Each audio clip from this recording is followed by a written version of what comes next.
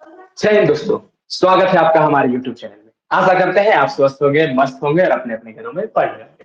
तो जैसा कि आपको पता है कि हमने श्वसन की क्रिया को पूर्ण कर लिया था, मतलब हम सांस अब ले चुके हैं। अब हमें सांस लेने के बाद जो ऊर्जा मिल रही है, उस ऊर्जा को संपूर्ण कोशिका में हम पहुंचाने की प्रयास करेंगे। तो आज के क्लास में हम ट्रांसपोर्टेशन को पढ़ेंगे, परिवहन को समझने का प्रयास करेंगे।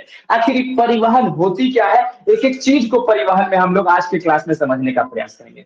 परिवहन का मतलब समझने का प्रयास करिए आप लोग थोड़ा सा, और जानने का प्रयास करिए कि परिवहन है क्या। तो फिर धीरे धीरे इस चैप्टर की ओर चलेंगे और जानने का भी प्रयास करेंगे। तो सबसे पहली बात आपको बता दें कि हमने श्वसन तक अपने चैप्टर को कंप्लीट कर लिया था। हमने जैव प्रकरण का सबसे पहला प्रकार पोषण को कंप्लीट किया, हमने श्वसन को कंप्लीट किया। हम अब चल रहे हैं परिवहन की ओर। परिवहन को समझने का प्रयास करिएगा, परिवहन को जानने का प्रयास करिएगा। सबसे पहली बात, हमें परिवहन की जरूरत क्या क्यों पड़ी परिवहन चैप्टर पढ़ने की, तो इस चीज को समझिए। अगर हम परिकल्पना करें, अगर हम बात करें श्वसन चैप्टर की, तो श्वसन चैप्टर में हमने क्या पढ़ा था कि जब तक हम सांस लेते हैं, तो सांस लेने के बाद हमें ऊर्जा मिलती है। हमारे एक एक कोशिका को ऊर्जा की आवश्यकता होती है।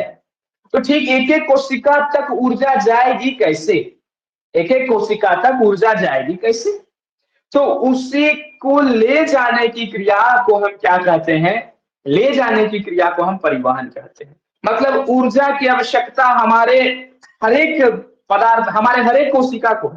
तो जो भी चीज हम खाते हैं, उस खाने से हमें ऊर्जा मिलती है, और जब ऊर्जा को एक जगह से दूसरी जगह हम पहुंचाते हैं, उसी को तो परिवहन कहते हैं। तो परिवहन क्या है, परिवहन कुछ नहीं है, ऊर्जा के एक स्थान से दूसरे स्थान तक ले जाने की क्रिया को। सिर्फ ऊर्जा ही नहीं, और सुनो, ये ही नहीं, और सुनो, समझने का प्रयास करो। भोज्य पदार्थ, खाद्य पदार्थ, जो भी चीज हम खाते हैं, उसको एक जगह से दूसरी जगह ले जाने की क्रिया को हम क्या कहते हैं, परिवहन कहते हैं। अच्छा ठीक है, यहां तक तो समझ में आ गया भैया। अच्छा, आगे भी समझ में आएगा। देखो, एक्चुअली होता क्या है कि सिर्फ हम खाना को ले ही नहीं जाते हैं, सिर्फ हम ऊर्जा को ले ही नहीं जाते हैं। मतलब हमारी कोशिका के द्वारा कुछ ना कुछ वेस्टेज मटेरियल भी तैयार किया जाता है। हमारे कोशिका के द्वारा वेस्टेज मटेरियल भी तैयार किया जाता है। वेस्ट मतलब बेकार चीज भी तैयार किया जाता है, और उस बेकार चीज को हमारा एक जगह से जो हो एक जगह से दूसरी जगह उसको शरीर के द्वारा निष्कासित किया जाता है। तो शरीर के द्वारा जिस विधि से उसको निकाला जाता है, उसे क्या कहते हैं, परिवहन कहते हैं। तो परिवहन क्या है, ऊर्जा को ले जाना, या हमारे कोशिका में जो भी वेस्टेज मटेरियल है उसको एक जगह से दूसरी जगह करके हमारे शरीर के निष्कासन कर देना, वही तो परिवहन कहलाता है बालक। तो चलिए आज अपने क्लास को हम शुरू करते हैं श्री राम का नाम लेकर, और अपने क्लास को शुरू कर दिया जाए, आज के क्लास को आगाज कर दिया जाए। तो लिखते हैं सबसे पहले हम लोग परिवहन को। अब परिवहन को हम लोग जानने का प्रयास करेंगे, और एक एक चीज आपके होम स्क्रीन पर आज दिखते रहेगा, और जानते रहिए परिवहन किसको कहते हैं। तो चलिए बालक, शुरू किया जाए, एक एक चीज को जानने का प्रयास किया जाए, परिवहन किसे कहा जाता है। तो आइए जानते हैं। देखिए होता क्या है, हम लोग कुछ खाते हैं, और खाने के बाद शरीर की प्रत्येक कोशिका तक उसको पहुंचाते हैं। तो शरीर की प्रत्येक कोशिका के द्वारा सिर्फ पहुंचाते ही नहीं है, कोशिका में जो भी अनुपयोगी और हानिकारक पदार्थ है उसको कोशिका से निकालकर गंतव्य स्थान तक पहुंचाने की क्रिया को हम क्या कहते हैं, परिवहन कहते हैं। मतलब कुछ खाएं, जो भी उपयोगी चीज खाएं, उसके मूल से, उसके मूल स्रोत से जो भी चीज हमको मिला, उससे ऊर्जा को हम एक एक कोशिका तक पहुंचाएं। भोज्य पदार्थ को एक एक कोशिका तक पहुंचाएं। पदार्थों को कोशिका तक पहुंचाने के बाद उससे जो भी अनुपयोगी, और अनुपयोगी के साथ साथ अगर हम बात करें, तो जो भी हानिकारक चीज है उससे कोशिका से हम निकाल कर एक जगह से दूसरी जगह पहुंचाने की क्रिया को हम क्या कहते हैं, वही परिवहन कहलाती है। तो लिखने का आप लोग प्रयास करिएगा, क्या लिखिएगा कि जो भी उपयोगी पदार्थ होता है, उपयोगी पदार्थ, उपयोगी पदार्थ का उनके का उनके मूल स्रोतों, मूल स्रोतों में शरीर की, मूल स्रोतों में शरीर की प्रत्येक कोशिका, शरीर की प्रत्येक कोशिका, शरीर की प्रत्येक कोशिका तक पहुंचाना, तक पहुंचाना, तथा तथा अगर हम बात करें तथा अनुपयोगी, अनुपयोगी, अनुपयोगी या और हानिकारक की बात करें तो अनुपयोगी और हानिकारक, अनुपयोगी और हानिकारक पदार्थों को, इसको पदार्थों को कोशिका से, किससे, कोशिका से बाहर निकालना, कोशिका से बाहर निकालकर, निकालकर, बाहर निकालना, क्या बाहर निकालना की विधि को, की विधि को परिवहन कहते हैं। क्या कहते हैं, परिवहन कहते हैं। समझ में आया बालक, परिवहन किसको कहते हैं। लेकिन हम लोग भैया बात करते हैं तंत्र की, परिवहन तंत्र होता है, तो परिवहन में जो भी विकसित होता है, अगर बात करें इसमें जो भी विकसित तंत्र होता है, विकसित तंत्र मतलब इस परिवहन में जो भी चीज हमको मदद करता है, सिस्टम, तंत्र मतलब क्या होता है, system. What is system, system का मतलब जब एक एक चीज एक जगह पर जुटता है उसको हम सिस्टम कहते हैं। और जुट के जिस चीज का निर्माण करता है, पेन, पेन में क्या क्या जुटा है, इंक जुटा है, इंक के बाद बात करें तो उसके ऊपर प्लास्टिक है, प्लास्टिक के ऊपर बात करें तो ये वाला नोब है, तो हर एक चीज जुट के एक पेन का निर्माण किया है, तो ये पेन क्या एक सिस्टम है। तो ठीक उसी प्रकार परिवहन में जो भी चीज, जो भी हमारी कोशिका जो भी चीज परिवहन में मदद करती है वो क्या कहलाती है, परिवहन तंत्र हो जाती है। तो विकसित तंत्र क्या कहलाती है, तो परिवहन तंत्र कहलाती है। ये सब चीज दिमाग में बैठाते जाना, अपने मोटे बुद्धि में अठाते जाना। आ जाओ, देखो समझने का प्रयास करो बालक, तुम लोग थोड़ा सा ध्यान देना। अगर हम बात करते हैं परिवहन तंत्र में ही, तो हर एक पौधे में एक जैसा परिवहन नहीं होता है, ठीक है। हर एक पौधे में एक जैसा परिवहन नहीं होता है। अगर हम एक कोशिकीय पौधे की बात करें, एक कोशिकीय पौधे की बात करें और एक कोशिकीय पौधे में सरल कोशिकीय, एक कोशिकीय पौधे में जो सरल पौधा होता है जिसमें एक कोशिका होता है, और एक कोशिका होने के साथ साथ वो सरल पौधा है। जैसे कि हम बात करें क्लाइमेडोमोनस का, किसका बात करें तो क्लाइमेडोमोनस का बात करते हैं। क्लाइमेडोमोनस जो है एक ऐसा पौधा है, एक ऐसा पौधा है जो कि एक कोशिकीय पौधा है, एक कोशिकीय पौधा होने के साथ साथ सरल पौधा है। अब आपके मन में आएगा कि इस सरल और कठिन आप क्या बात कर रहे हैं, सरल और जटिल की बात आप क्या कर रहे हैं भैया, सरल क्या होता है, जटिल क्या होता है, ये सब चीज हमको पहले बताइए। देखिए हम बात करते हैं थोड़ा सा, तो सरल मतलब ये होता है कि जिसमें कोशिका आराम से सिंपल इस तरह से अरेंज होता है, इस तरह से सिंपल तरीका से अरेंज होता है, वो क्या कहलाती है, सरल कोशिका कहलाती है। सिंपल तरीका से आराम से एक के बाद एक, एक के बाद एक के बाद एक तरीका से जुट जाए उसे हम सरल कोशिका कहते हैं। लेकिन वही हम जटिल कोशिका की बात करते हैं तो जटिल कोशिका में कोई एक ठो यहाँ रहेगा, एक को नाम एक ठो यहाँ देख लिया ऐसे रहेगा, एक ठो यहाँ रहेगा, इधर उसको मतलब ही नहीं है, तो ये क्या है, जटिल कोशिका। तो जटिल कोशिका सरल कोशिका में अंतर यह होता है, सरल कोशिका अरेंज रहती है वेल मैनर में, भैंस की तरह नहीं रहती है, ठीक है। लेकिन अगर वही हम जटिल कोशिका की बात करें तो जटिल कोशिका अलग अलग प्रकार के से रहती है, अलग अलग तरीके से रहती है जटिल कोशिका। सरल कोशिका क्या है, सरल कोशिका जो है हमारे सामने वेल मैनर अरेंज रहती है, लेकिन अगर जटिल कोशिका की बात करें तो वो अच्छे तरीका से मतलब अलग अलग तरीके से, जटिल तरीके से, एकदम कॉम्प्लेक्स तरीके से जुड़ी हुई रहती है, इसलिए सरल कोशिका का नाम सरल है और जटिल कोशिका का नाम क्या है, जटिल है। तो यहां तक कोई परेशानी आप लोगों को नहीं हुई होगी। तो उसी तरीका से अगर हम बात करते हैं सरल कोशिका में, सरल कोशिका में एक कोशिकीय पौधा की अगर हम बात करें तो एक कोशिकीय पौधा जैसे कि क्लाइमेडोमोनस में विसरण के द्वारा होती है, क्लाइमेडोमोनस में, क्लाइमेडोमोनस ये कौन सा है, एक कोशिकीय पौधा है, एक कोशिकीय पौधा है। और एक कोशिकीय पौधा की आपके सामने बात करें तो इसमें जो परिवहन होती है वो परिवहन विसरण के द्वारा होती है। विसरण क्या होता है, विसरण का मतलब आसानी से बाहर से ही खींच लेना और खींच के ऊपर धीरे धीरे फुस फुस करके पहुंचाना, तो उसको क्या कहते हैं, विसरण कहते हैं। आया, खींचा, खींचने के बाद से पहुंचा दिया, थोड़ा सा दूर के लिए, मतलब जितना भी सामने का दूरी होता है, जैसे बात करते हैं, ये मान लीजिए इस तरह से एक कोशिकीय पौधा है और ये क्लाइमेडोमोनस है, ये क्या है, क्लाइमेडोमोनस है जस्ट सपोज, ये क्लैमिडोमोनास है। तो ये छोटा सा पौधा होगा क्योंकि एक कोशिका है तो बड़ा हाथी जैसा नहीं है ना होगा। क्लैमिडोमोनास क्या होगा, छोटा सा होगा, सिंपल बात है। अगर क्लैमिडोमोनास छोटी सी होगी तो उसमें किस प्रकार से ट्रांसपोर्टेशन होती है, विसरण के द्वारा। यहाँ से खींचेगा, खींचा, बहुत जी पता, जो भी एनर्जी बना उसको खींचा, जो भी जल है उसको खींचा, थोड़ा सा ऊपर तक पहुंचा दिया। तो छोटा दूरी के लिए कौन सा क्रिया होता है, विसरण की क्रिया होती है। और विसरण से ही वो लोग जो है किसी भी चीज का परिवहन कर देता है और एक एक कोशिका तक खाना को पहुंचा देता है, या एक एक कोशिका तक ऊर्जा को, या एक एक कोशिका तक जल को पहुंचा देता है। तो उसी के क्रम में क्लैमिडोमोनास का एक बहुत बढ़िया उदाहरण है। लेकिन यहीं पर अगर हम बात करते हैं जटिल बहुकोशिकीय पौधा में, ठीक है, जटिल बहुकोशी, अगर क्लैमिडोमोनास की बात की है तो क्लैमिडोमोनास एक कोशिकीय पौधा है विसरण के द्वारा, जो कि एक सरल पौधा की गिनती में आता है। कौन से पौधा में, सरल के पौधा, सरल पौधा में। तो भैया सरल पौधा में खाली एक ही कोशिका होती है क्या, सरल पौधा में क्या एक ही कोशिका होती है, तो नहीं, सरल कोशिका में, सरल पौधा में बहुकोशिका भी होती है, बहुकोशिका भी होती है। और बहुकोशिका मतलब बहुत सारा पौधा, बहुत सारा कोशिका, जिसमें बहुत सारा कोशिका होती है वो क्या होती है, बहुकोशिका कहलाती है। जिसमें एक कोशिका होती है वो एक कोशिका कहलाती है।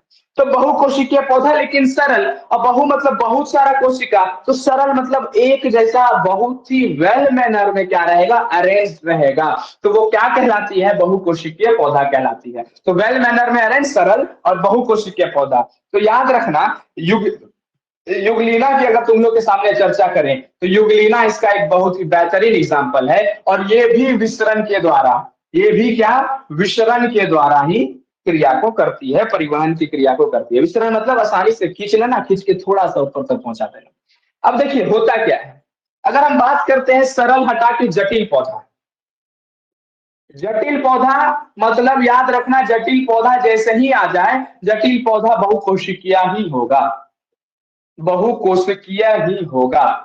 जटिल पौधा बहुकोशिकीय होता है। तो जटिल पौधा में बहुकोशिकीय, बहुकोशिकीय होती है। कैसी होती है, बहुत सारी कोशिका उसमें पाई जाती है। तो उसमें एक खास तरह का तंत्र होता है जिसमें हम परिवहन तंत्र को समझने वाले, परिवहन तंत्र। उसमें किसके द्वारा परिवहन होती है, तो परिवहन तंत्र के द्वारा परिवहन होता है। एक जगह से भोज्य पदार्थ परिवहन तंत्र के द्वारा जाता है। उसमें एक विकसित तंत्र होती है, क्या होती है, विकसित तंत्र होती है, जिसको हम क्या कहते हैं, परिवहन तंत्र कहते हैं। तो जटिल पौधा में बहुकोशिकीय पौधा होती है, बहुकोशिकीय पौधा में परिवहन जो है, परिवहन के लिए एक तंत्र विकसित है जिसे हम परिवहन तंत्र कहते हैं। परिवहन तंत्र मतलब आसानी से ऊपर तक पहुंचाना। अब देखिए आपके मन में आएगा, भैया सरल पौधा, बहुकोशिकीय पौधा विसरण के द्वारा खाना को ऊपर से नीचे तक पहुंचा देती है, तो विसरण के द्वारा जटिल पौधा भी क्यों नहीं करती है। देखो होता क्या है, विसरण जो है कुछ ही दूरी तक खाना को पहुंचाता है, या पानी को पहुंचाता है, या मिनरल्स को पहुंचाता है। विसरण के द्वारा, विसरण एक ऐसी क्रिया है जिसमें थोड़ी सी दूरी तक ही खाना को, खाना के अलावा पानी को, पानी के अलावा जो भी चीज है उसको थोड़ी ही दूरी तक पहुंचाता है।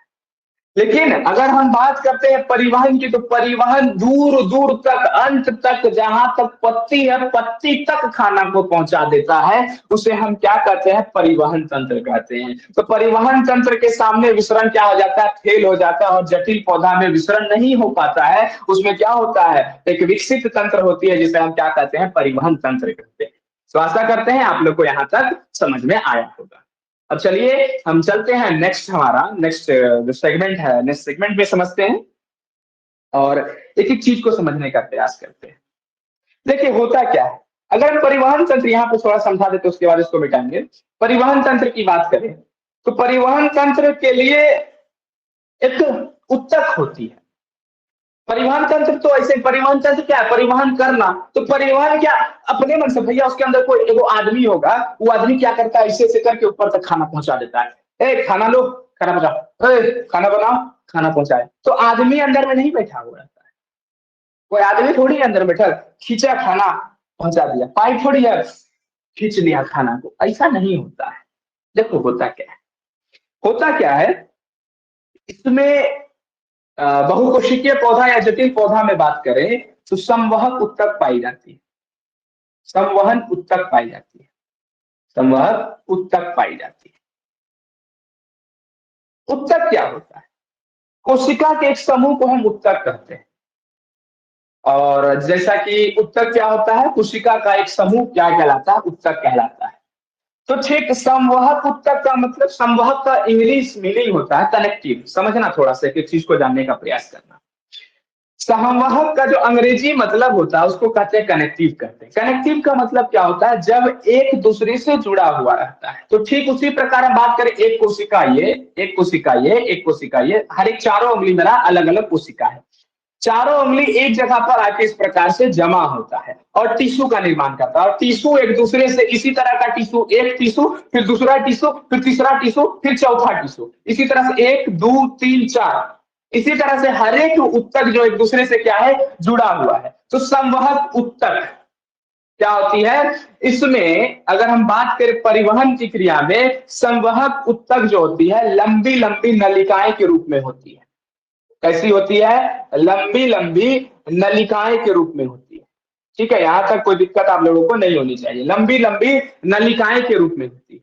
और ये नलिकाएं जो है, ये नलिकाएं जो है जाइलम और फ्लोएम कहलाती है। जाइलम, समझिए थोड़ा सा, क्या कहलाती है, जाइलम और अगर हम बात करें जाइलम और फ्लोएम कहलाती है। जाइलम और फ्लोएम कहलाती है। तो यहां तक आशा करते हैं आप लोगों को कोई दिक्कत, कोई परेशानी नहीं हो रही होगी। फिर से समझिए, जटिल पौधा जैसे कि आप बहुकोशिकीय पौधा की बात कर रहे होंगे। हाँ, तो आप लोग जैसे कि बात कर रहे होंगे जटिल पौधा की, जटिल पौधा या बहुकोशिकीय पौधा की आप लोग बात कर रहे होंगे। तो जटिल पौधा या बहुकोशिकीय पौधा में एक खास तरह का विकसित तंत्र होता है जिसे परिवहन तंत्र कहते हैं। परिवहन तंत्र की अगर बात करें तो परिवहन तंत्र में क्या होती है, जटिल पौधों में संवाहक उत्तक पाई जाती है। और वो संवाहक उत्तक जो है लंबी लंबी होती है और उसमें लंबी लंबी नलिकाएं के रूप में होती है। और वो नलिकाएं जाइलम और फ्लोएम कहलाती है। जाइलम और फ्लोएम कहलाती, फ्लेम कहलाती है। ठीक है, फ्लो कहलाती है। अब हम आगे चलते हैं, आगे एक एक चीज को समझने का प्रयास करते हैं, देखने का प्रयास करते हैं क्या कहती है, कौन क्या है क्या नहीं है। एक एक चीज अब हमारे दिमाग में क्लियर होने वाला है। तो समझिएगा, जाइलम क्या होती है, फ्लोएम क्या होती है, एक एक चीज समझने का प्रयास करिएगा। तो आशा करते हैं यहाँ तक आप लोग नोट डाउन कर लिए होंगे। मैं इससे मिटाता हूँ, आगे चलता हूँ और जानने का भी आप लोग प्रयास करिए। धीरे धीरे आप आसानी से समझ जाइएगा एक एक चीज को। कुछ नहीं है, हर एक चीज फर्जी है, फर्जी वाला सब कुछ है। बस समझते जाना है, करते जाना है एक चीज को। कोई चीज बड़ा नहीं है, कोई चीज छोटा नहीं है धरती पर। देखिए, अगर हम जाइलम और फ्लोएम की बात करते हैं, ठीक है, तो जाइलम और फ्लोएम जो है कैसे पाया जाता है भैया, कहाँ होता है, तो याद रखना, जाइलम और फ्लोएम की बात करें तो पत्ती जो होता है, पत्तियों के सिरा, क्या बोल रहे हैं, पत्तियों के सिराएं, सिराएं माने वेंस। जैसे हमारे शरीर में नस होता है तो पत्ती में भी सिरा होता है, सिरा होता है, वेंस होता है, नस होता है। तो पत्तियों के सिराएं एवं उनकी शाखाओं में, इसमें शाखाओं में नजर आती है, शाखाओं में मौजूद होती है। क्या मौजूद होती है, तो जाइलम और फ्लोएम मौजूद होती है। तो जाइलम और फ्लोएम जो है पत्तियों के शाखाओं में क्या होती है, मौजूद होती है। शाखाओं कहिए या नस कहिए, जाइलम और फ्लोएम उसमें मौजूद होती है। तो अब समझिए भैया, ये जाइलम क्या करती है, भैया ये फ्लोएम क्या करती है, एक एक चीज को आइए देखते हैं, समझने का प्रयास करते हैं। देखिए, होता क्या है, मान लेते हैं ये हमारा क्या है, एक पेड़ है और इस पेड़ के नीचे इस तरह से जड़ गया हुआ है, इस तरह से जड़ है, इस तरह से इसका क्या है, जड़ है, यहाँ से इस तरह से जड़, जड़ जो है विस्तारित रूप में, और यहाँ पर इस तरह से मिट्टी इसमें फैला हुआ है। तो जड़ जो है, जड़ क्या करता है, जड़ जो है जल या खनिज लवण का अवशोषण जो है मिट्टी से करता है। जड़ जो है, ये जड़ आप देख रहे हैं तो किसका, खनिज लवण, खनिज लवण, लिखिए आप लोग, लिखते रहिएगा, समझते रहिएगा। जड़ जो है खनिज लवण और जल का अवशोषण करती है। जड़ जो है खनिज लवण और जल का क्या करती है, अवशोषण करती है। और मान लीजिए ये क्या है, इस तरह से पत्ता है, ओहो सॉरी सॉरी सॉरी, इस तरह से गया ये टहनी, और ये टहनी में इस तरह से यहाँ क्या निकल गया, पत्ता निकल गया, इस तरह से यहाँ क्या निकल गया, पत्ता निकल गया। तो खनिज लवण और जल जो है जड़ खींचा, और ये जल हम देखते हैं पत्ता पास पहुंच जाता है, पत्ती पास क्या होता है, जल पहुंच जाता है, या खनिज लवण पत्ती पास पहुंच जाता है। ठीक, कैसे पहुंचता है, तो याद रखना खनिज लवण और जल को पहुंचाने का कार्य जो है जाइलम के द्वारा किया जाता है। तो जाइलम किधर की ओर, ऊपर से नीचे कार्य करता है कि नीचे से ऊपर की ओर कार्य करता है, तो याद रखना नीचे से ऊपर की ओर जाइलम कार्य करता है। जाइलम नीचे से ऊपर की ओर कार्य करता है, क्यों, क्योंकि जाइलम जो है खनिज लवण जड़ के द्वारा अवशोषित करवाता है। पौधे जो है, पौधे मिट्टी में जो भी जल होती है या खनिज लवण होती है उसको खींचता है, और खींचने के बाद पत्तियों तक पहुंचाने का कार्य जो है किसका होता है, पत्तियों तक पहुंचाने का कार्य जाइलम का होता है। तो अगर हम जाइलम के बारे में लिखें, तो जाइलम के बारे में बताएं आपको, तो जल और खनिज लवण का, किसका, खनिज लवण का, जल और खनिज लवण का परिवहन करता है, जल और खनिज लवण का परिवहन करता है। अब किसके पास पहुंचाता है, पत्ती के पास पहुंचाता है, पत्ती को पहुंचाता है, किसको पहुंचाता है, पत्ती को पहुंचाता है। तो पत्ती को कौन पहुंचाता है, जल और खनिज, तो जाइलम पहुंचाता है। तो यहां तक आपको समझ में आ रहा होगा, अच्छे से समझ में आ रहा होगा, कोई दिक्कत नहीं हो रहा होगा।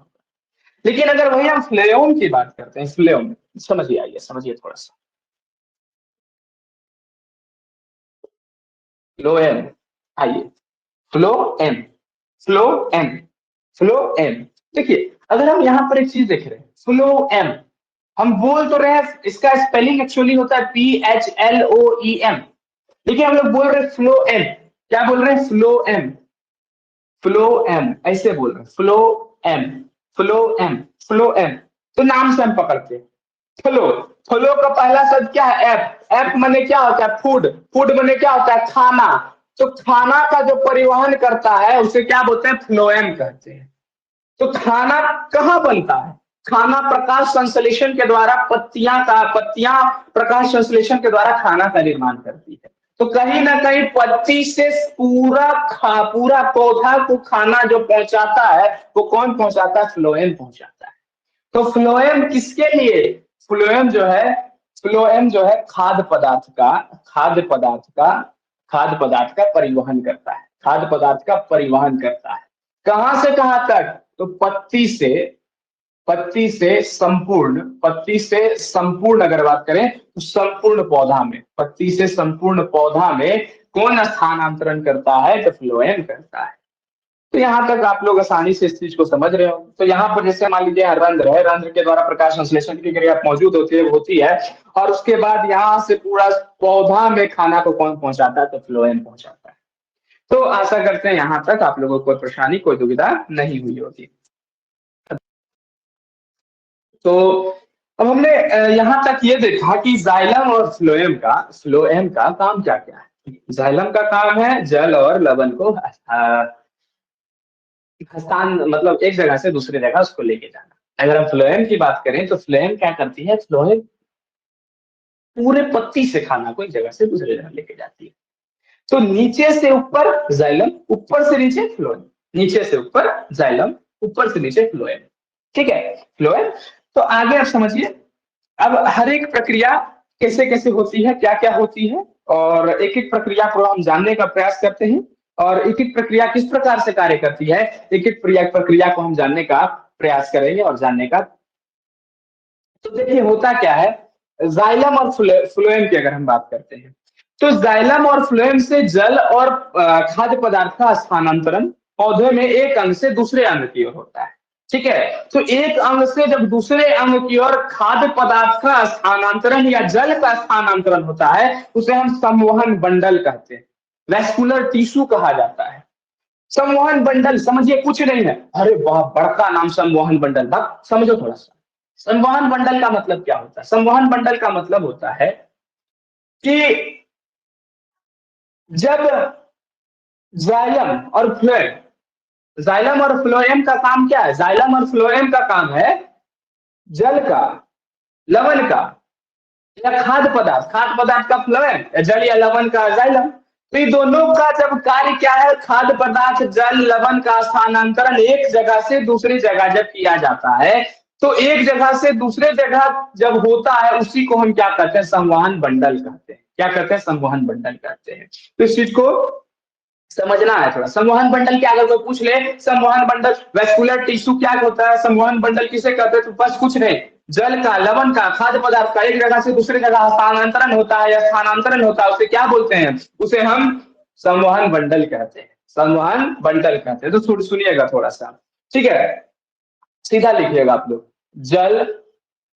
लवण एवं, जल लवण एवं खाद्य पदार्थों का, जल लवण एवं खाद्य पदार्थों का स्थानांतरण, स्थानांतरण पौधे के, इसके पौधे के एक पौधे के संपूर्ण, पौधे के संपूर्ण अंग में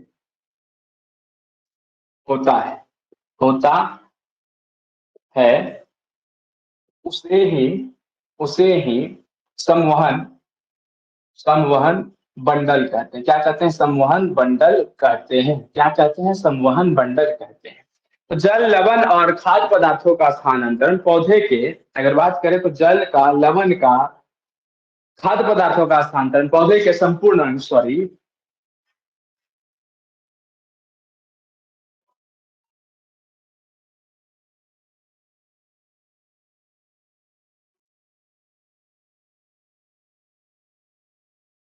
हाँ, तो हम क्या बात कर रहे थे, जल का, लवण का एवं खाद्य पदार्थों का स्थानांतरण पौधे के एक संपूर्ण अंग से, मतलब पौधा एक अंग से दूसरे अंग तक होता है, मतलब पत्ता से संपूर्ण शरीर या जड़ से संपूर्ण शरीर।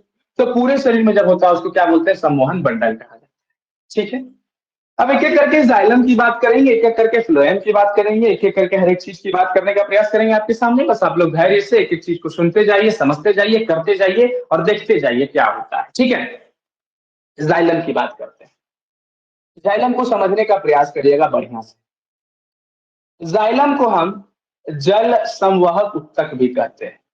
जल संवाहक उत्तक, जल संवाहक उत्तक भी कहते हैं।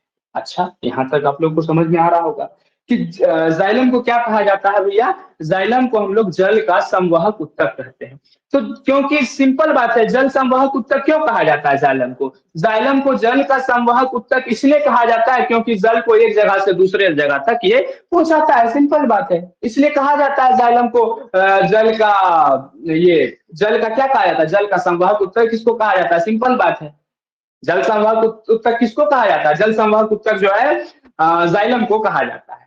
हो गया बात खत्म। अब आगे चलते हैं, आगे समझते हैं। देखिए, अगर आगे चले तो इसमें जो भी वहिकाएं होती है जाइलम में, सिंपल बात है, जाइलम जल का स्थानांतरण करती है और जल कहां से वो लेती है, जड़ से लेती है, सिंपल बात है। अब देखो, अगर हम बात करें तुम लोग के सामने तो जस्ट सपोज इसको समझना क्या है, ये पौधा है और पौधे जो है, पौधे के अंदर जड़ है, इस तरह से पौधे के अंदर क्या है, जड़ है, मौजूद है, इस तरह से फैला हुआ क्या है, जड़। ये जड़ से पानी को क्या करती है, अवशोषित करती है और संपूर्ण शरीर में पहुंचाती है। कौन, जाइलम पहुंचाती है। ठीक है, यहां तक आप हमको समझ में आ रहा है भैया। लेकिन अवशोषित करना मतलब कहीं ना कोई होल होना, होल जब तक नहीं होगा इस जाइलम में तब तक क्या कुछ मौजूद नहीं होगा, सिंपल बात है। तो एक होल मौजूद होता है जाइलम में जो कि संपूर्ण शरीर में एक जगह से दूसरे जगह तक लेके जाता है। ठीक है, तो उसी प्रकार अगर हम बात करके समझना, एक एक चीज को अभी लिखवाते हैं, उसके बाद एक एक चीज आप लोगों को समझ में आएगा। तो पहले थोड़ा सा लिखने पर विशेष फोकस करिए, उसके बाद हम फिर समझने पर भी विशेष फोकस करते हैं। देखिए, जाइलम में जो है वहिकाएं पाई जाती है। वहिकाएं, वहिकाएं का मतलब क्या होता है, वहिकाएं का मतलब होता है नली कहिए या पाइप कहिए या वेसल्स कहिए, ये पाई जाती है। ठीक है, वहिकाएं एवं वही निकाय पाई जाती है, वही निकाय पाई जाती है।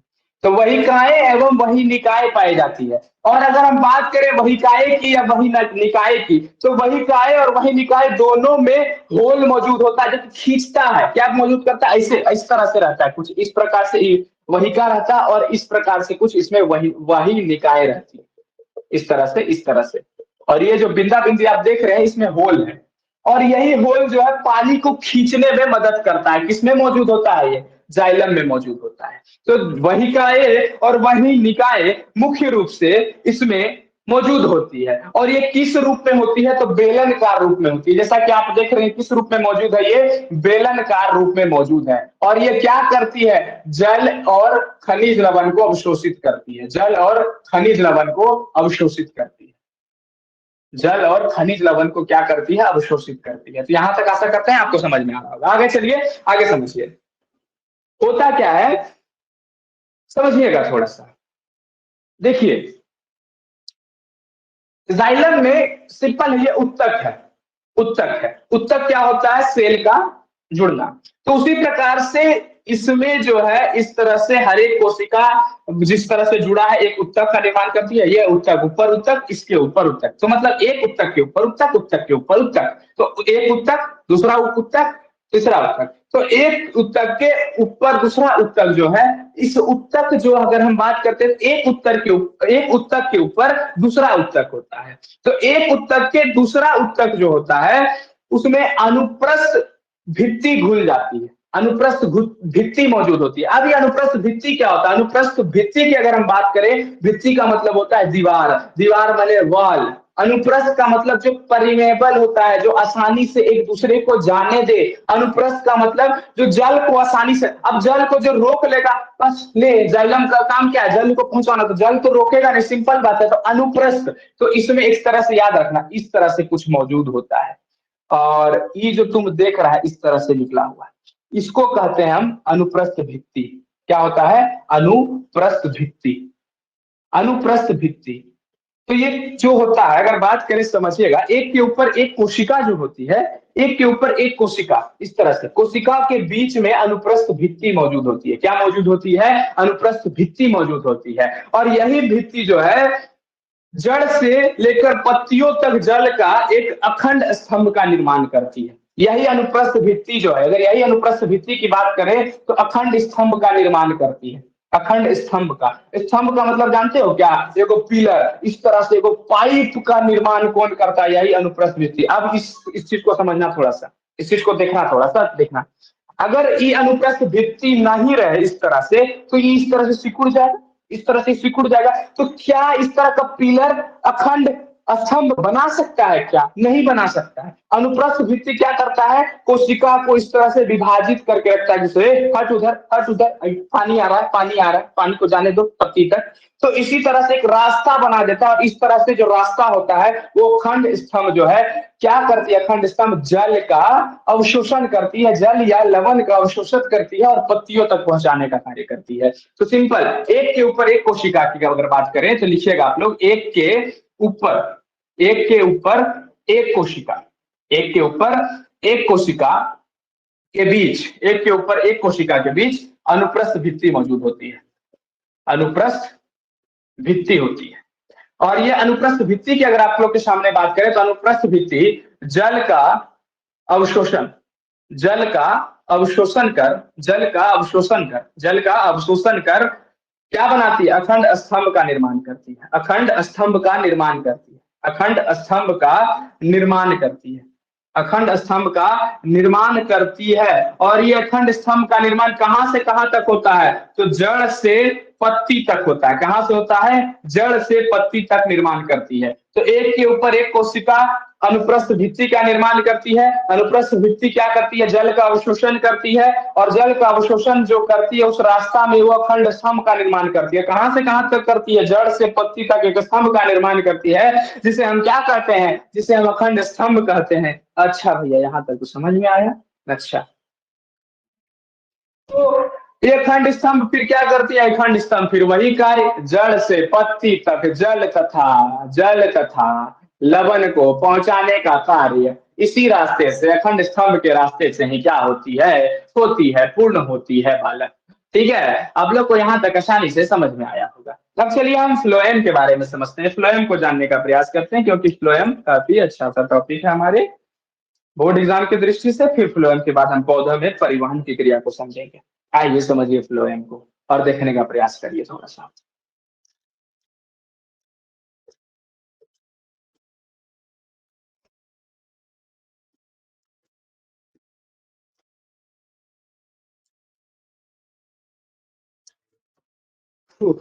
हाँ तो दोस्तों, अब चलते हैं और जानने का हम लोग प्रयास करते हैं संवहन सॉरी इसके बारे में, तो फ्लोएम के बारे में जानते हैं। और फ्लोएम क्या चीज है उसे और अच्छे से पढ़ेंगे और जानने का भी प्रयास करेंगे। देखिए क्या है, फ्लोएम है, ठीक है। अब देखते हैं फ्लोएम क्या होती है और फ्लोएम से समझेंगे। और फ्लोएम क्या है क्या नहीं है, एक एक चीज को समझेंगे। तो बस आप लोग सिंपल है, बायोलॉजी को एक अच्छे रूप में समझने का प्रयास करें, क्योंकि बायोलॉजी जो है हमारे एग्जाम के दृष्टि से काफी ज्यादा पूछने वाला चैप्टर है। और सबसे ज्यादा अगर कहीं से पूछा जाता है तो वो बायोलॉजी से पूछा जाता है, ठीक है। बायोलॉजी काफी अच्छा विषय है, उसके क्रम में भी हम बात कर रहे हैं, लेकिन इस विषय में काफी बच्चों को बोरिंग भी लगता है बायोलॉजी। लेकिन फिर भी क्या करिएगा, लेकिन सबसे ज्यादा पूछने वाला कोई विषय है तो वो बायोलॉजी। हमारे एग्जाम में सबसे ज्यादा पूछेगा तो बायोलॉजी से पूछेगा। बस आप लोग धीरे धीरे हमारे साथ जुड़ते जाइए, पढ़ते जाइए, आपको शायद मजा ही आ रहा होगा पढ़ने में। आगे चलिए देखते हैं, फ्लोएम को समझते हैं।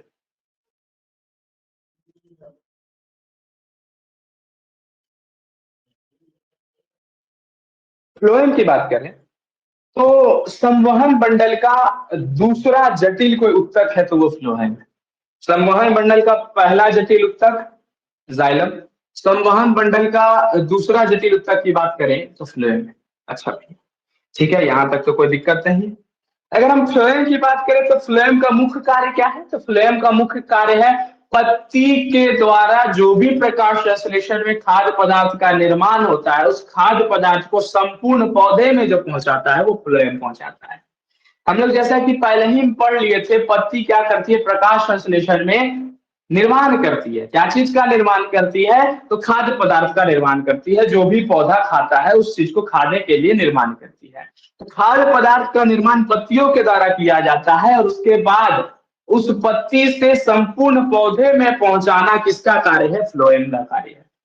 अच्छा, तो इसका मतलब यहां तक हमने ये देखा कि फ्लोएम के बारे में अगर लिखें तो फ्लोएम पत्ती से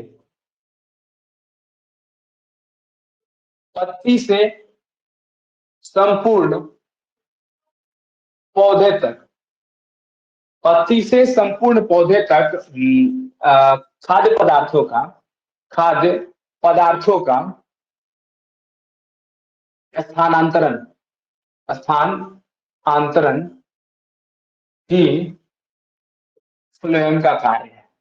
फ्लोएम का कार्य।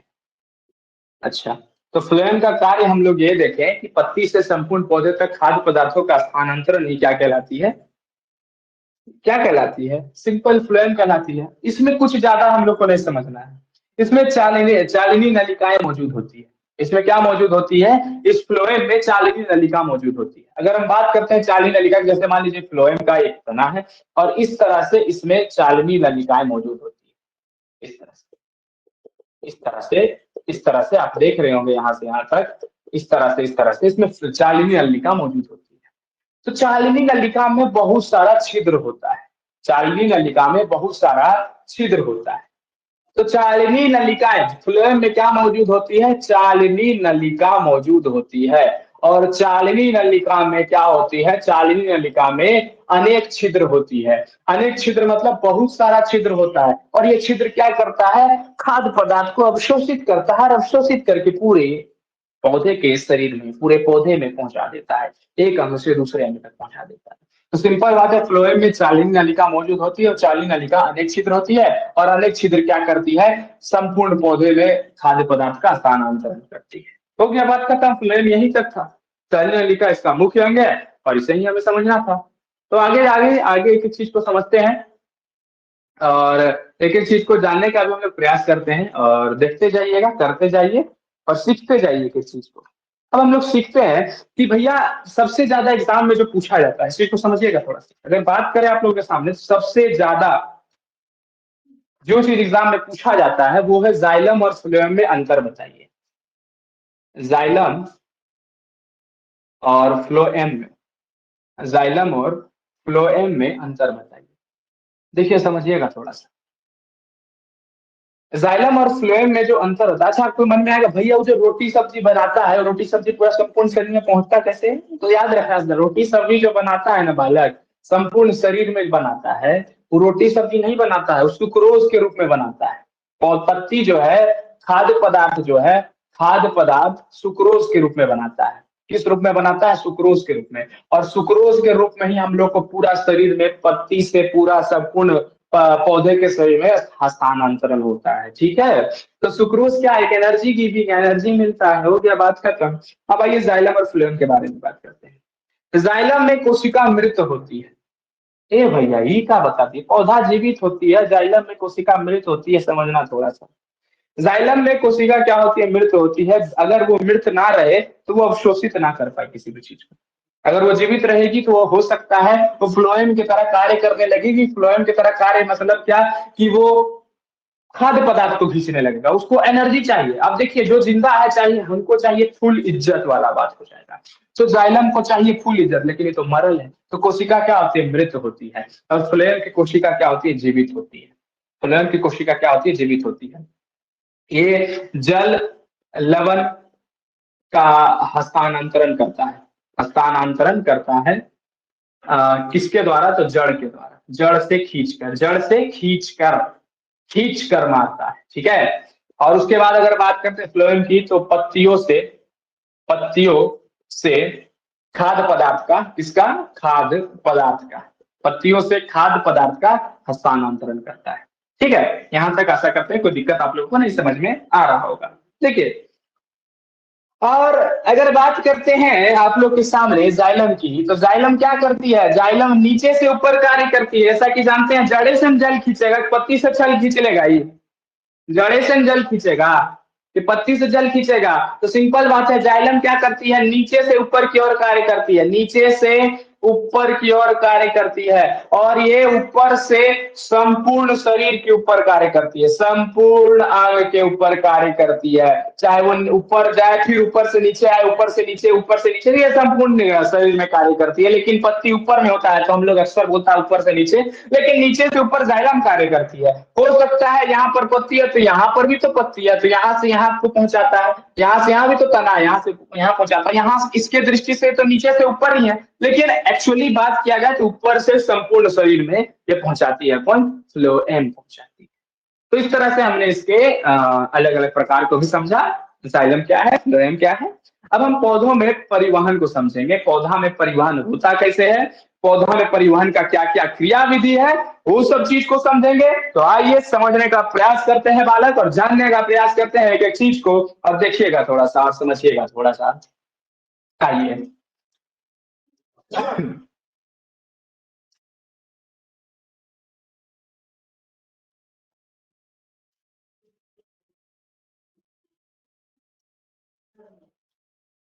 हाँ, तो दोस्तों अब हम क्या सीखेंगे? पौधों में पदार्थों के परिवहन की क्रिया विधि।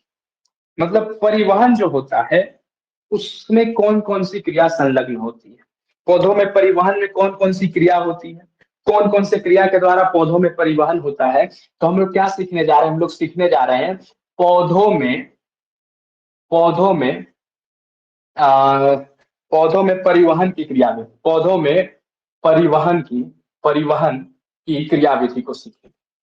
परिवहन की क्रिया विधि को सीखेंगे। आइए सीखते हैं, जानते हैं। यह एक चीज याद रखिएगा, पौधों में जो परिवहन होती है, क्या बात कर रहे हैं हम लोग? पौधों में परिवहन सिर्फ दो विधि के द्वारा होता है। भैया आप तो ढेरी विधि बता दिया हम तक। पौधों में क्रिया ये जो होती है परिवहन दो विधि से होता है, जाइलम और फ्लोएम। बस नहीं, जाइलम और फ्लोएम के द्वारा नहीं। एक होता है स्थानांतरण और दूसरा होता है वाष्पोत्सर्जन। स्थानांतरण में जाइलम और फ्लोएम कार्य करती है। तो दो विधि के द्वारा हम लोग का परिवहन होता है। जाइलम और फ्लोएम स्थानांतरण के अंदर आती है। स्थानांतरण के अलावा भी अगर हम बात करते हैं तो पौधों में परिवहन वाष्पोत्सर्जन के द्वारा होती है। तो एक एक चीज को अभी समझेंगे, जानेंगे किस प्रकार से वाष्पोत्सर्जन से होती है, किस प्रकार से स्थानांतरण से होती है। एक एक चीज को समझते हैं। ठीक है, आइए। हस्तांतरण, हम क्या बात किए? पौधों में परिवहन जो होती है, परिवहन की क्रिया विधि दो प्रकार से होती है। कितने प्रकार से? दो प्रकार से। वो कौन कौन से प्रकार है? सबसे पहला प्रकार है तो स्थानांतरण, स्थानांतरण। और दूसरा क्या है? दूसरा है वाष्पोत्सर्जन। दूसरा क्या है? वाष्पोत्सर्जन प्रक्रिया। तो यहां तक हमने क्या देखा? एक प्रक्रिया है स्थानांतरण, दूसरा है वाष्पोत्सर्जन। तो सबसे पहला हम क्या बात करते हैं? स्थानांतरण की बात करते हैं। स्थानांतरण की अगर तुम लोग के सामने बात करें तो समझो थोड़ा सा स्थानांतरण क्या होता है। स्थानांतरण का मतलब होता है बालक कि जैसे हम जल, जैसे खनिज पदार्थ, जैसे कि भोज्य पदार्थ, खाद्य पदार्थ, पूरा शरीर में, संपूर्ण शरीर में पौधा का चला जाना, वो क्या कहलाता है? स्थानांतरण कहलाता है। तो स्थानांतरण में हमने अच्छे से जाइलम और फ्लोएम के बारे में पढ़ा, जाइलम और फ्लोएम में क्या क्या कार्य होती है। अब स्थानांतरण क्या है? जल, लवण और खाद्य पदार्थ, जल, लवण और खाद्य पदार्थ, पदार्थों का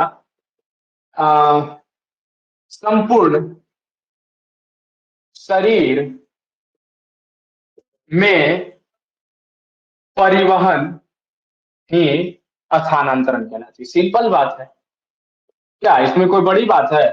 जल का, लवण का, खाद्य पदार्थ का स्थानांतरण जो होती है या परिवहन होती है, वो क्या कहलाती है? वो स्थानांतरण कहलाती है। अच्छा भैया, आप जो बोले कि दूसरा वाष्पोत्सर्जन, इस वाष्पोत्सर्जन के बारे में कुछ समझाइए। वाष्पोत्सर्जन को कुछ नहीं समझ में आ रहा है तो समझो थोड़ा सा वाष्पोत्सर्जन किसको कहते हैं।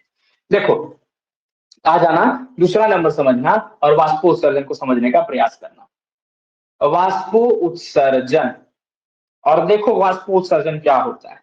वाष्पोत्सर्जन की बात करें तो जल का, ठीक है, जल पौधे के बाहरी वायवीय भागों द्वारा वाष्प के रूप में निकलकर हवा में मिलता है, उसको हम क्या कहते हैं? वाष्पोत्सर्जन। ये भैया ये क्या बुक का रटा रटा है डेफिनेशन आप बता रहे हैं, नहीं समझो थोड़ा सा होता क्या है। जो भी हम लोग का वायवीय भाग होता है, हम लोग का माने पौधा का, पौधा का माने वायवीय भाग। वायवीय भाग कहने का मतलब पौधा जहां से सांस का, गैस का आदान प्रदान करता है, उसको वायवीय भाग कहते हैं। ठीक है भले।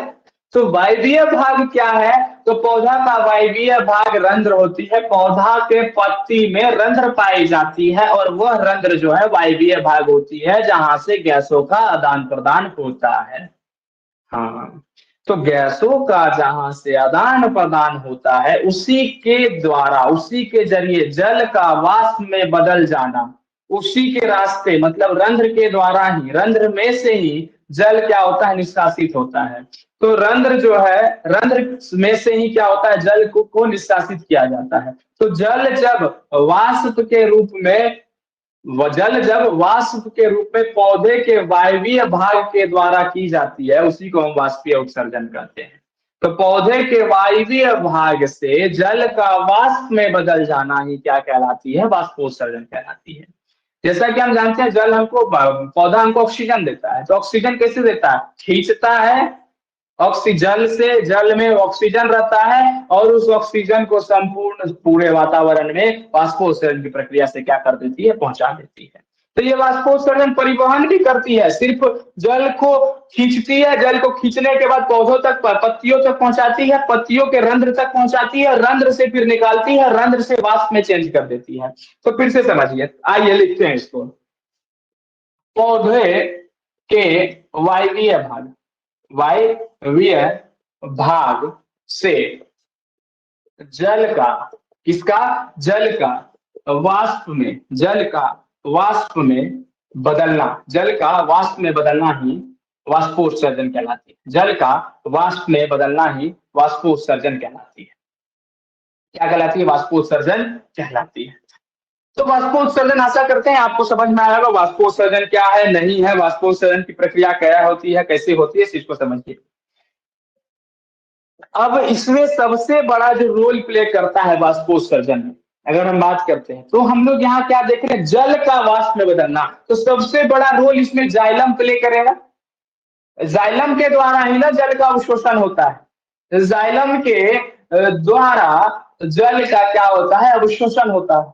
सिंपल बात है, जल का अवशोषण किसके द्वारा होता है? जल का अवशोषण जाइलम के द्वारा होता है। तो वाष्पोत्सर्जन की प्रक्रिया में मदद वाष्पोत्सर्जन का कौन करता है? जाइलम करता है। जाइलम खींचता है और खींचने के बाद जल का क्या करता है? अवशोषण करने के बाद रंध्रों के द्वारा जल को निकाल देता है और वाष्प में क्या कर देता है? तब्दील कर देता है। अच्छा, अब देखिए होता क्या है, एक क्रिया को समझिए, इसकी क्रिया को जानने का प्रयास करिए और फिर हम आगे चलते हैं। वाष्पोत्सर्जन में अगर हम बात करें,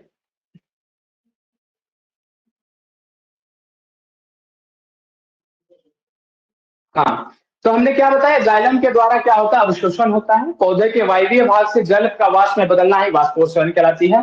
जाइलम के द्वारा जल का अवशोषण होता है। ठीक है।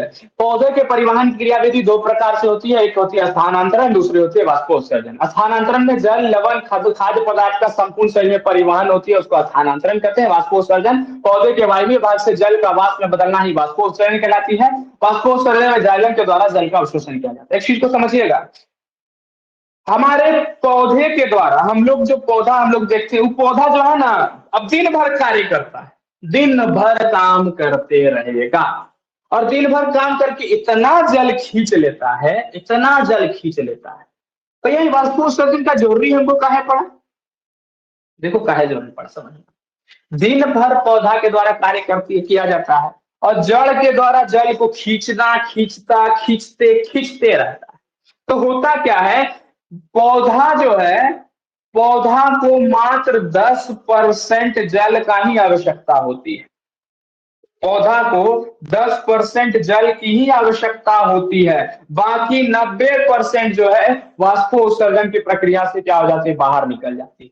वाष्पोत्सर्जन की प्रक्रिया से क्या हो जाती है? बाहर निकल जाती है। तो हम लोग यहाँ पर क्या देखें, हम लोग ये देखें कि पौधा में 10% जल की ही आवश्यकता होती है, बाकी 90% वाष्पोत्सर्जन के रूप में वाष्प में बदलकर निकल जाती है। अरे वाह, तो मतलब यहाँ आप जो बता रहे हैं ये तो बहुत खतरनाक चीज है। तो वाष्पोत्सर्जन का भैया, आखिर वाष्पोत्सर्जन में होता क्या है? ठीक है, वाष्पोत्सर्जन कैसे कैसे जल का अवशोषण करता है? तो याद रखना, वाष्पोत्सर्जन में जड़ जो है अपना मूल रोम से, किससे? जड़ जो है अपना मूल रोम। ये भैया मूल रोम क्या होता है? मूल रोम समझ आइए। जैसे पौधा की बात करिए, पौधा यहाँ पर इस तरह से जड़ है, इस तरह से जड़ है। ये जो तुमको इसका बाल दिख रहा है, ये तो जड़ तुमको नजर आ ही रहा है। ये जो बाल होती है ना, यही मूल रोम होती है। तो जड़ मूल रोम की सहायता से, जड़ जो है मूल रोम की सहायता से जल का अवशोषण करता है। जल का क्या करता है? अवशोषण करता है। और जल का अवशोषण करने के बाद संपूर्ण शरीर में जाइलम उसको संपूर्ण पत्तियों तक जाइलम पहुंचाता है और जाइलम जो है पत्ती तक पहुंचा दिया और वाष्पोत्सर्जन की प्रक्रिया से वो क्या हो गई? बाहर हो गई। तो यहां तक हमने क्या देखा? वाष्पोत्सर्जन की प्रक्रिया को हमने देखा। अब हम सीखेंगे वाष्पोत्सर्जन की क्रिया विधि क्या है, वाष्पोत्सर्जन में किस प्रकार से क्या होता है, एक एक चीज को समझेंगे। ठीक है, तो उसको समझने से पहले आपको एक बात बता दें कि यहाँ तक हमने जो समझा आपको समझ में आया होगा और अच्छे से समझ में आया होगा। और आज की क्लास को हम यहीं पर एंड करेंगे, और क्योंकि आगे जो है हमारा इस चीज पे सीखने का प्रयास करेंगे, आगे हम लोग एक को डीपली में समझेंगे। अभी अगर शुरू करते हैं तो समय के तगाजा कारण उसको जल्दी खत्म करना पड़ेगा, जो चीज मैं नहीं चाह रहा हूँ। क्योंकि वाष्पोत्सर्जन की क्रिया विधि को समझाएंगे, वाष्पोत्सर्जन आखिर कार्य कैसे करता है उसको एक एक तरीका से सिखाएंगे। वाष्पोत्सर्जन की क्रिया विधि क्या होती है, किस प्रकार से वाष्पोत्सर्जन कार्य करता है, वाष्पोत्सर्जन के बाद जंतुओं में किस प्रकार से। तो कल हम लोग वाष्पोत्सर्जन की क्रिया विधि और जंतुओं में किस प्रकार से होता है उसको समझेंगे और आगे चलेंगे और फिर आगे समझने का हम लोग उसको प्रयास करेंगे। तो आशा करते हैं आज का क्लास आपको समझ में आया होगा, और नहीं समझ में आया तो कमेंट जरूर करें। तब तक के लिए आशा करते हैं आप अच्छे से रह रहे होंगे, मस्त रहिए, खेलते रहिए, पढ़ते रहिए, क्योंकि इसी का नाम जिंदगी है। तो तब तक के लिए धन्यवाद। जय हिंद।